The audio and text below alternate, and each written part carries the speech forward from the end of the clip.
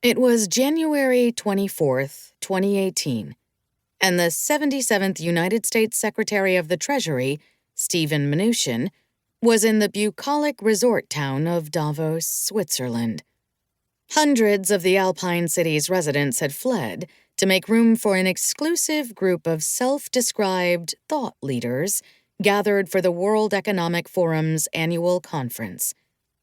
This year, for a week-long winter camp dedicated to big problems, lavish parties, and cigar bars, the security bill topped $9 million.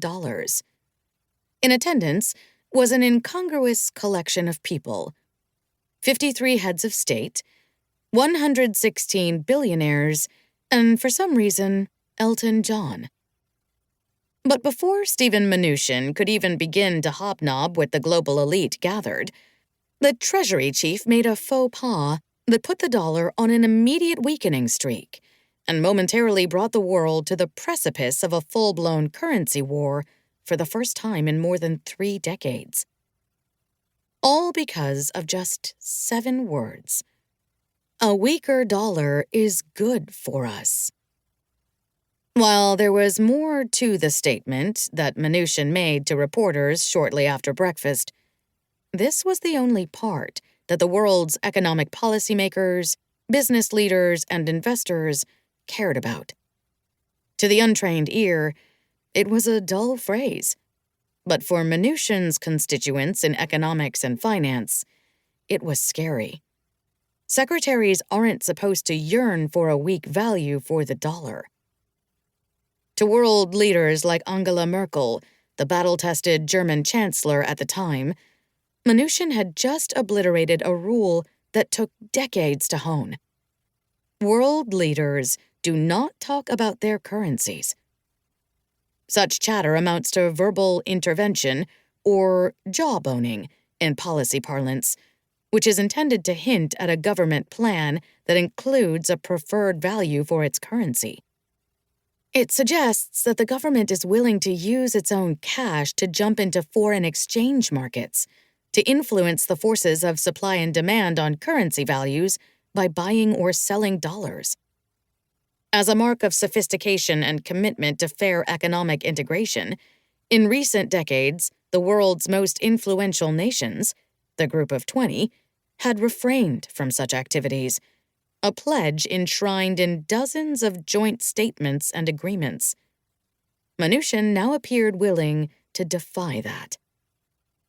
It would quickly emerge that the Treasury chief had no intention of signaling anything new in U.S. currency policy. But to investors, the comment was a green light to sell the dollar, which is what they did that day, pushing down its value by 2.1% to reach the lowest level in 3 years. The remarks fueled an existing trend of depreciation, due in part to an optimistic outlook for European economies, but also to uncertainty about where the United States was headed now that President Donald Trump was installing an increasingly protectionist economic agenda. Mnuchin's 7 words on the dollar also threw into question the value of investors' stake in precious American government bonds called treasuries. A weak currency erodes the value of trillions of dollars in U.S. debt held by foreign countries, banks, and individuals. For failing to speak about the dollar without absolute care and caution, Mnuchin faced a barrage of criticism.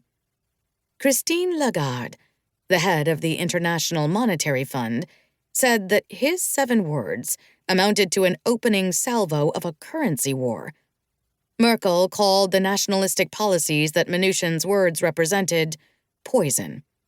And another European official, unwilling to be named making such a comment, called the incident an example of buffoonery.